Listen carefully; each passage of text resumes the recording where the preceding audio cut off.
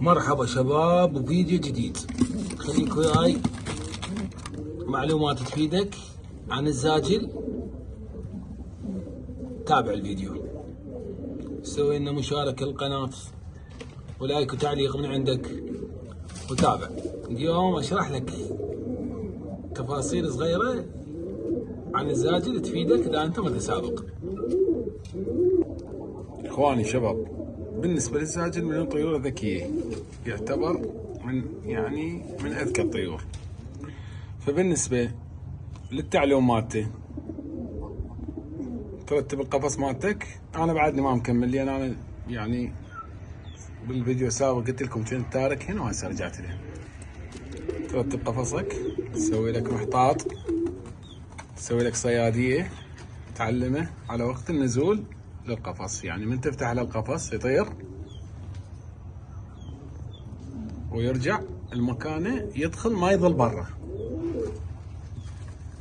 يدخل للقفص مباشرة. شلون يدخل القفص مباشرة؟ تعلمه انه موعد الاكل مالته ثابت، مجرد ما تصيح له انت تصافر له راح يجي ينزل مكانه. تفكه يجي من السباق الطيرة، ما يظل برا قبل ينزل من الصيادية، سواء كان اكو اكل بالقفص او ماكو اكل، مجرد يتعلم. هذا يصير بالممارسة من هن صغار الى ان يكبران، يصير عندهن اول مسألة طبيعي انه بيظل دقيقة ما يظل برا، هو اصلا ما يحب يظل برا، قبل يجي ينزل مكانه. ليش؟ حتى لا يتمرض، لا يختلط ويا الطيور البرا، العصافير، الفاخت. فهاي المعلومة تفيدك. الشغلة الثانية انا قلت لكم، اذا الله خلانا هاي الفترة اللي انزل لكم بيها فيديوهات انه على ما يجي موسم السباق، فما هذا جرب الطيور الملونة. انا مجربهن، واصلات عندي من مسافات، جاي من زاخو، جاي من اربيل، بس ما محققات النتائج القوية اللي هن بالاوائل. مثلا يجيك بال20 بال50 الاولى، بال100 الاولى، بس ما يجيك نشط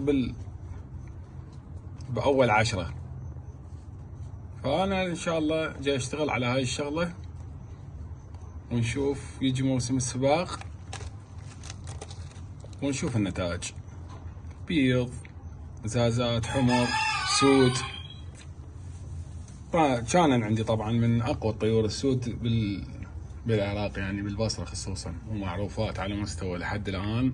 رسن موجود، هاي واحدة من رسن، هاي امهاتها سود، هاي طيرة امها وابوها سود، من السود القديمات اللي هن جايات قبل ماكو كانت فكت زاخو، كان من عين زالة، هي بشمال العراق، وبعدين تطورت صارت اربيل وزاخو. فان شاء الله نحقق نتائج بيهن ونشوف النتيجة. طبعا هذا طير من طيور الجوستونية، وهاي البيضة كذلك من الجوستونية. الجوستونية يشتهر بالزازات، عنده كلش كمية كبيرة من طيور الزاز، البيض والزاز المشجر. فهسه اكو معلومة هم اراويكم اياها بالنسبة للطيور الصاحية، اراويكم حجم جسمه ووضعيته وشلون تجهز للسباق.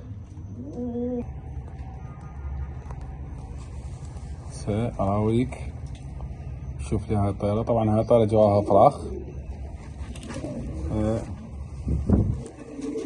حجم جسمها مو مثل الطيور اللي جواها زق.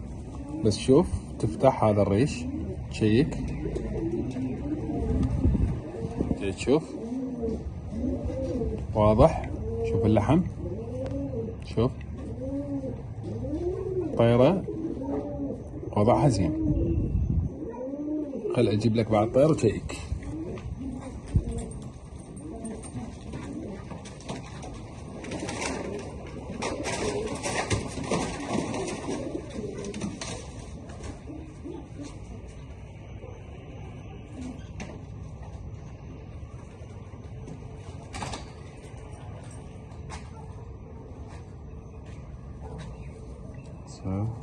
هذا الطير الثاني،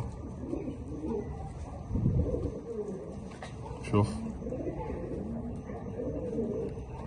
الجسم، شوف هذا العظم. يكون هذا العظم ما يلزم، يعني حيط اللحم منه ومنه. شوف صدر مالت الطير تلزمه، اذا شفت الطير تلزمه بيدك وما تلزم هاي اللحمات الثنين مجرد عظم، فهذا الطير مو صاحي. وما اريد اطول عليكم الفيديو، خلي اجيب لكم بعد طيره. ما اريد اطول الفيديو عليكم حتى لا تملون من عندنا. تسوون طبعا العلم هاي الطيره انصابت قبل فتره وبس يعني جواها فراخ، فما راح تصير للسباق بعد. سم اراويك، شوف لي جسمها، هاي العظم، هاي الطيور صاحية واجسامها زينة. هاي الطيور اللي تصلح، هاي حسب موسم السباق. إذا شفت أجسامها هيجي فاعلم إنه هاي الطيور تصلح للسباق، ووضعها زين، وضعها الصحي. بالنسبة للمكملات والفيتامينات والأشياء الثانية ننزلها إن شاء الله فيديو ثاني. ما أريد أطول عليكم الفيديو، صار 6 دقائق. خليكم ويانا وتابعونا، وشاكو معلومة مهمة عن الزاجين أنزلك إياها، خليك تصير أحسن متسابق بالعالم. تحياتي لكم، لا تنسوا الاشتراك.